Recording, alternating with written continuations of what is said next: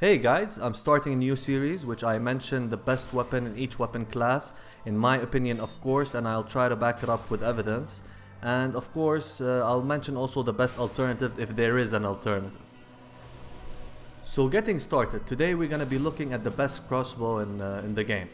And in general, of course, bows are better than crossbows. They're just faster, do more damage, way less. Crossbows just have very fast recovery time, and they're just worse in general. And but they have their uses in low-level PvP. However, of course, you always have one that's different from the bunch, and that's the Sanctum Crossbow. And the Sanctum Crossbow, you can get this weapon from the first DLC, the Crown of the Sunken King. And it requires 13 strength, 4 dexterity, 10 faith and intelligence, and only has C scaling in dark. So it has no scaling for physical damage, and just has it only has scaling on dark. And of course that means just you have to infuse it dark, and when you infuse it dark it stays C in the scaling, but a better C. So yeah, a better C. And it doesn't get any base damage, any dark base damage from the scaling or before scaling. You just get it from scaling. So you have to have your stats in intelligence and faith as high as possible, or humanly possible in your build, to get the most damage out of it. And now why this weapon is super good. It's a beast, guys. Like, I knew it's good, but because I'm just testing out new builds constantly, I just couldn't get to this one, although I knew the potential. And not many people know how to counter this weapon because it's not used that much. But this weapon has a strong attack. When you two-hand it, you use the strong button, and a dark orb, like a homing dark orb that is delayed.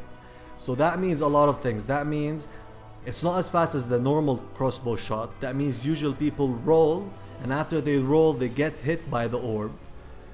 And even if your opponent is very agile and rolling all around the place like a freaking monkey, the orb will still home in at them. So that's great. And on top of all that, the damage is extraordinary. The damage is like 900 on average. You can hit 1000. I hit Havel's 1000 damage. And that is a lot of damage, guys. That can mean half of your opponent's HP. And this character is an NG+, so I'm playing with every opponent you're seeing in this video are high level. So imagine if you do a build around it on low level, especially with the A-Gape ring now after the patch. So this weapon is just amazing. Now, how you have to make it as optimum as possible. This dark damage that goes from the strong attack depends on your dark scaling. That's why dark clutch ring increases the damage like a lot.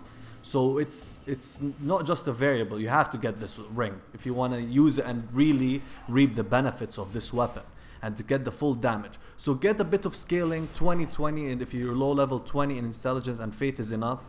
And I'm 30-30 because I'm a bit high level.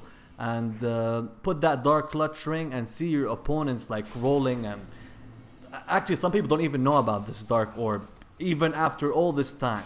But guys, I mean, for melee guys that can incorporate this weapon, it's very good indeed.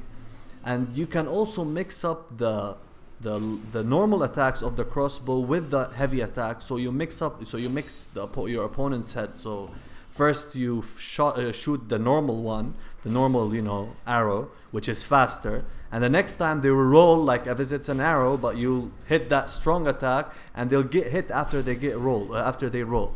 And guys, it has a very big hitbox, so only the people with the highest agility are safe from this spell. Other than that, anyone can get hit while rolling. Now, the best alternative after this crossbow is the Avalon, but I still think that this one is the best crossbow, and just use this one if you wanna use one. Unless you're super low level PvP. And bows are just better, guys. Use a bow if you're not gonna use this one. And as for countering it, you should know the timing, that it's delayed. It doesn't shoot straight away. So you have to delay your roll, or just of course have a high dark resistant shield. When you see this weapon or crossbow, anticipate the strong attack. So yeah, this is how you counter it the best way. Now the next episode is gonna be either the best curved greatsword, or the best ultra greatsword, or the best fist weapon. And that's up to you decide, guys. Please put in the comment section below which one you want to see next. They're all ready. and I'll put the one that I see the most for my next episode. And as for the patch, for the new patch, I just didn't see it very significant. The new boss is very predictable in my opinion. Yeah, he's cool, he's not humanoid, but just very predictable. And I think Scholar of the First Sin in general is gonna be really updated in the next generation, or for place when the actual Scholar of the First Sin gets out. So anyways guys, I hope you enjoyed. Tell me also what you think about the patch, and try out this weapon and tell me what you think. You will love it. I had a blast using it. Anyways guys, this is the last clip, and I'll see you on my next video. Bye bye.